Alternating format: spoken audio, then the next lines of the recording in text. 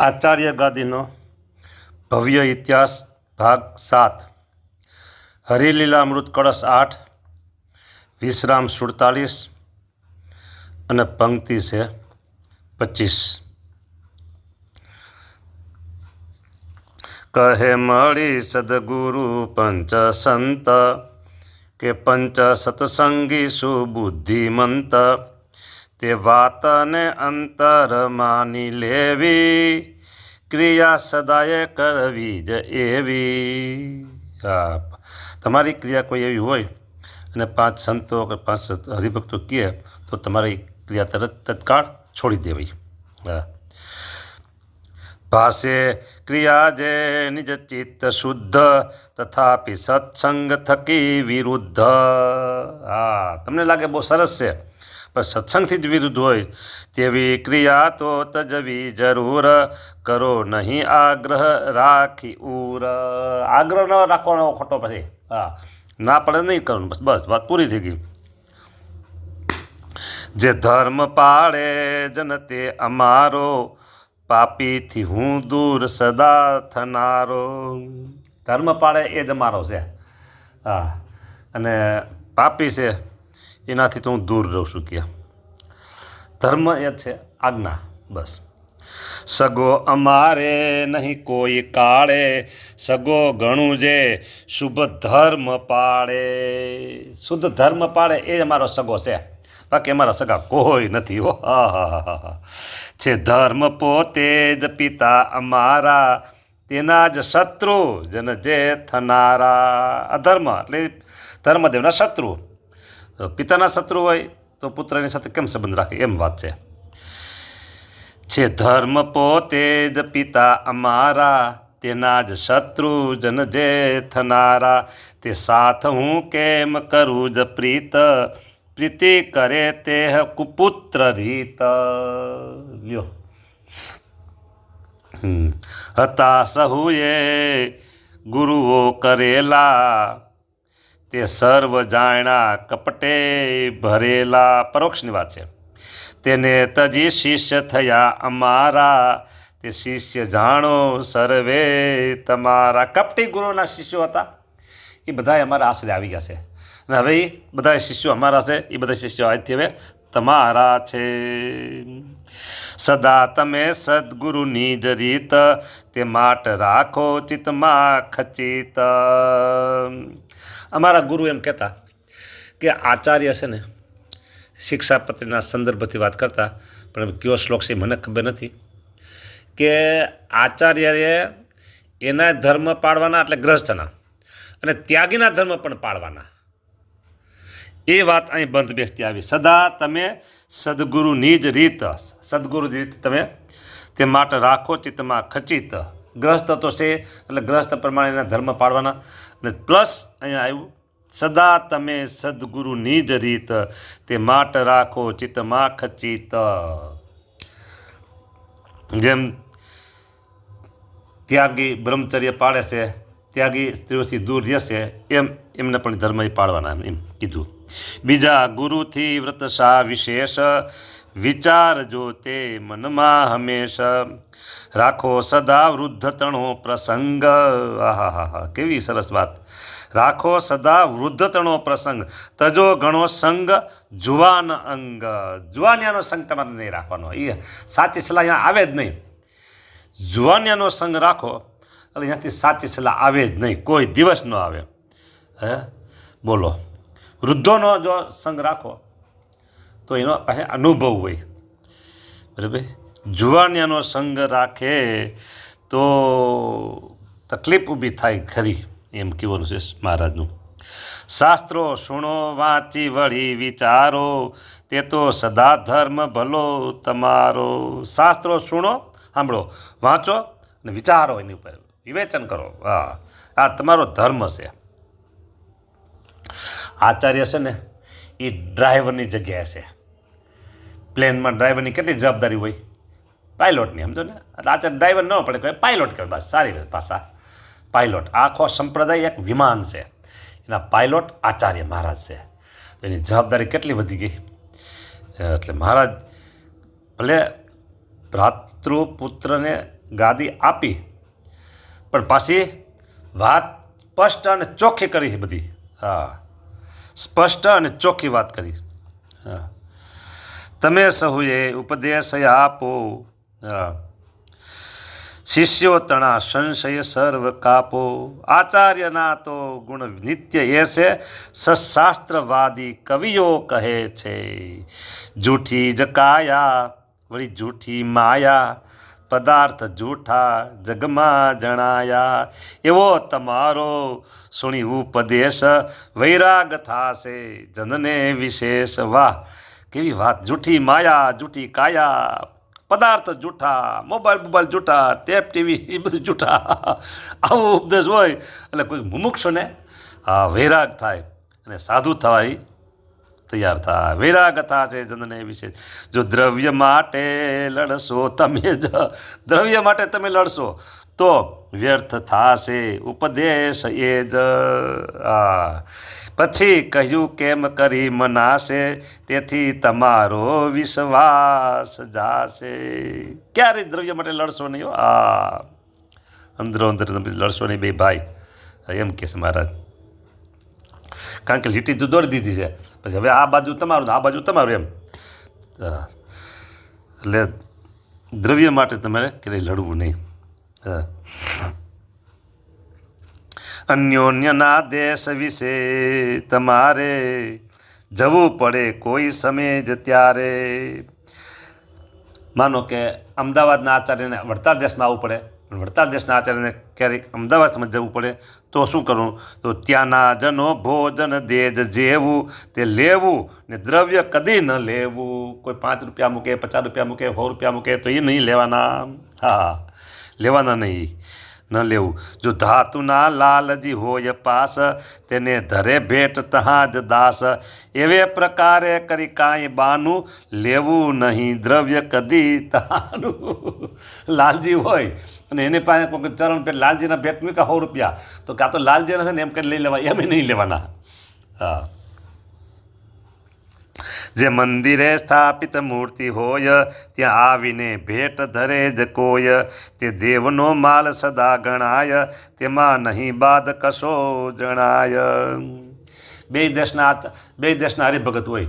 માનો કે અમદાવાદના હરિભગતો વડતાલ આવે તો એને અહીંયા ભગવાનને ભેટ કરી શકે, અને વડતાલ દેશના હરિભક્તો અમદાવાદ જાય તો એ પણ ત્યાં મંદિરમાં ભેટ કરી શકે, એમાં કંઈ બાદ નથી.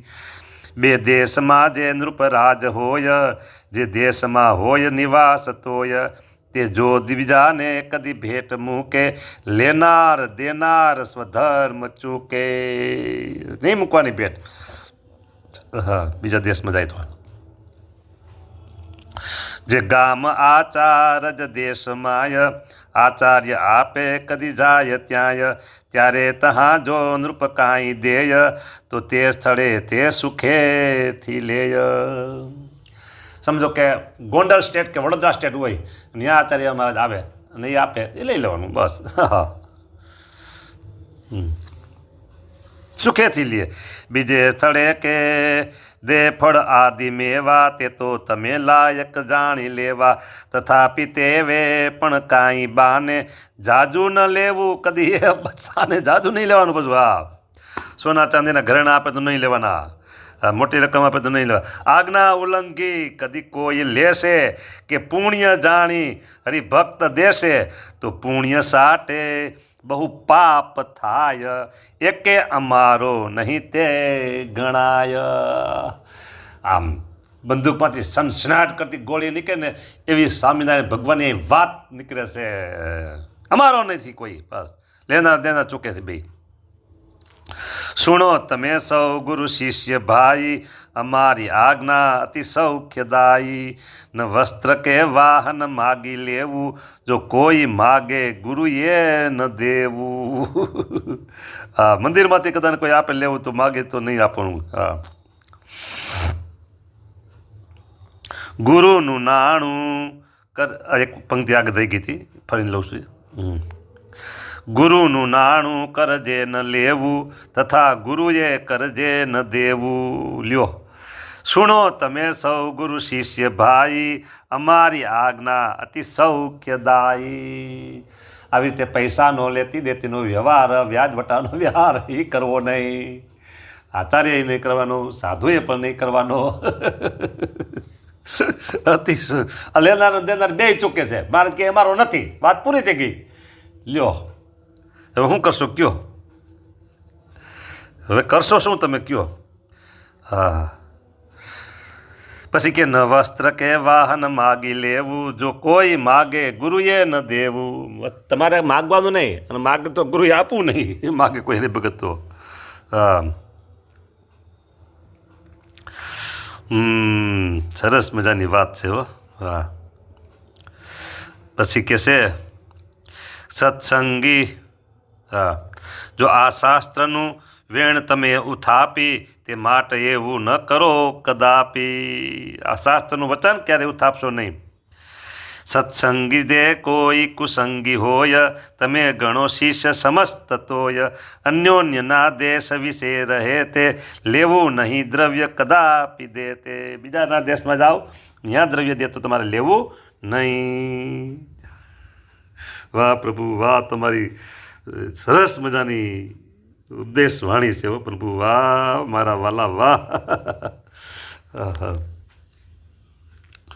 સત્સંગી કે કોઈ કુસંગી હોય, તમે ગણો શિષ્ય સમસ્ત તોય. હા, તમારા શિષ્ય છે બધા. હા બરાબર. પછી કે છે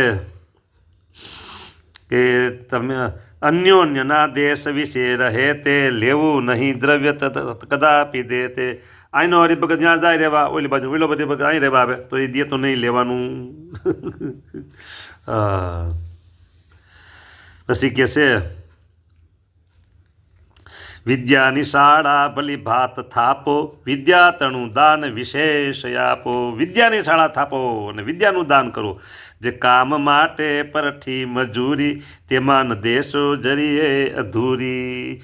ન રાખવી થાપણ કોઈ કેરી, જમાન થાવું નહીં કોઈ ફેરી. અન્નાર્થી આવે જન જે ભિખારી, તો અન્ન દેવું કલ્યાણ કરુણા જ ધારી. કોઈ વિશે ક્રૂર કદી ન થાવું, ગરીબના વત્સલ તો ગણાવું. ભિક્ષા જમો આપદ કાળમાઈ, માથે કદી દેણું કરો ન કાંઈ. જે ભૂમિમાં છે સરવાર દેશ, તે ભાગતો ઉત્તરમાં હંમેશા. હવે છપૈયાનો દેશ આવ્યો, છપૈયા સરવાર દેશ. હવે એ તો અમદાવાદ દેશમાં આવે. તો પછી વડતાલ દેશના આચાર્ય, ત્યાં એના સગા સંબંધી કુટુંબ પરિવાર બધા હોય, તો ત્યાં જવું. અને ત્યાં જવું તો પછી ત્યાં લોકો આપે તો શું કરવું? તો હવે એની વાત કરે છે. તથાપિ જૂનું વતને તમારું, વિશેષ કાંઈ કહું તે સારું. સગા તથા આશ્રિત હોય તેના, તે શિષ્ય થાશે પ્રિય જેહ જેના. જે જેના સંબંધી હોય એના આશ્રિત થશે ભાઈ એમ. બરાબર. તે કાંઈ આપે સુખથી જ લેવું, તેમાં નથી કિંચિત બાદ જેવું.